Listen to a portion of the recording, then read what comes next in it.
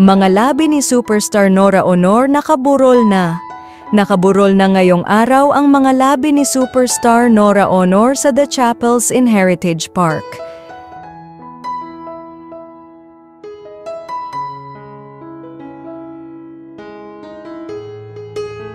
Ayon sa pamilya ni Nora Aunor, ang unang gabi ng kanyang lamay ay para umano sa pamilya at mga malalapit na kaibigan.